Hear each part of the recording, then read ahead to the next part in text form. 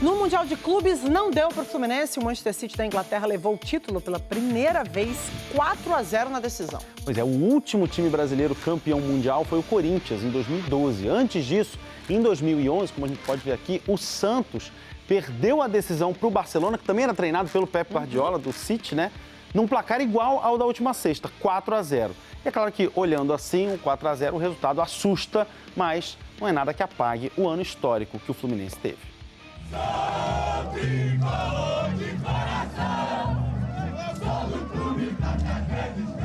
Foi assim que a torcida do Fluminense reagiu depois da derrota para o Manchester City na final do Mundial.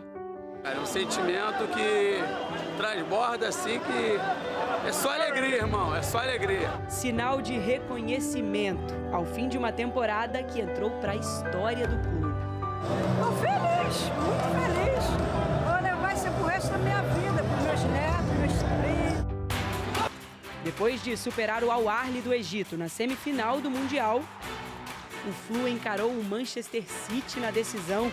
Quando você peca contra uma equipe tão forte como é o Manchester, você paga por isso.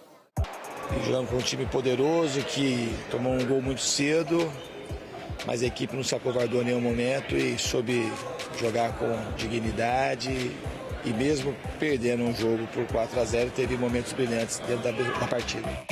Postura que foi elogiada por Pep Guardiola.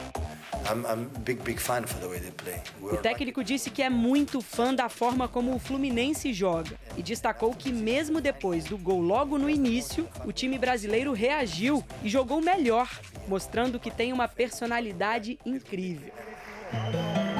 O Fluminense voltou da Arábia Saudita ontem à tarde. O desembarque no Rio de Janeiro foi tranquilo, sem a presença da torcida.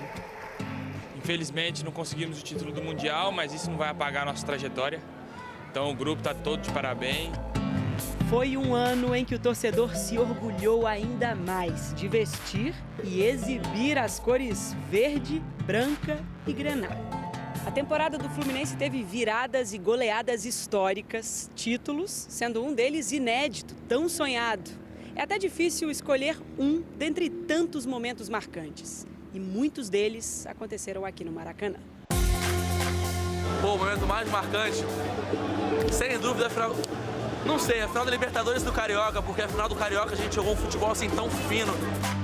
O estadual foi o primeiro título do ano, em cima do maior rival de virada. A gente conseguiu fazer um resultado histórico diante do grande rival. Um domingo de Páscoa, que quem estava lá é daqueles jogos que nenhum torcedor tricolor vai esquecer. Depois de perder o jogo de ida por 2-0, o Fluminense goleou o Flamengo por 4-1 na partida de volta e levantou a taça do Carioca. A Libertadores, principal objetivo da temporada, teve uma coleção de momentos especiais, dentro e fora de casa. Começamos pela fase de grupos, com a goleada de 5-1 sobre o River. Cano e Arias deram um show no Maracanã. A semifinal contra o Inter também está na lista dos duelos inesquecíveis. No primeiro jogo, empate em 2-2 no Rio de Janeiro. A decisão do confronto foi no Beira-Rio, em Porto Alegre. Pena que eu não estava lá, mas foi maravilhoso. Vitória heróica, de virada, com gols de John Kennedy e Cano.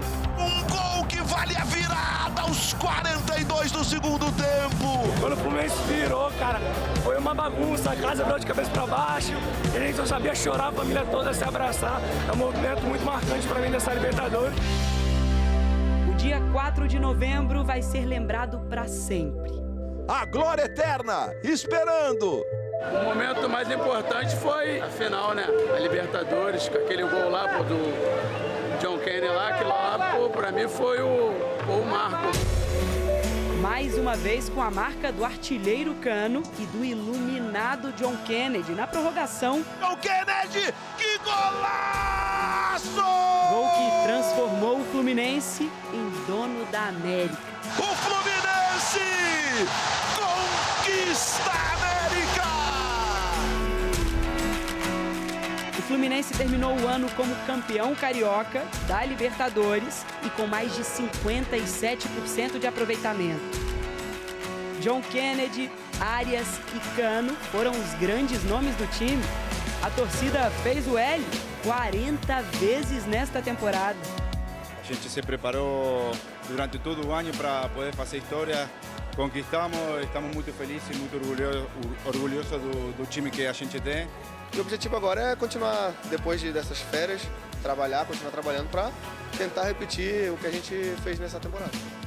2023 vai ser lembrado com orgulho e termina com a expectativa de um 2024 ainda melhor. Feliz Natal para todos, um grande ano e o ano que vem a gente se reencontra aí. E abraço. Vai meter o Vitória! Olha só, deixa eu só mostrar aqui alguns números do Fluminense nessa temporada.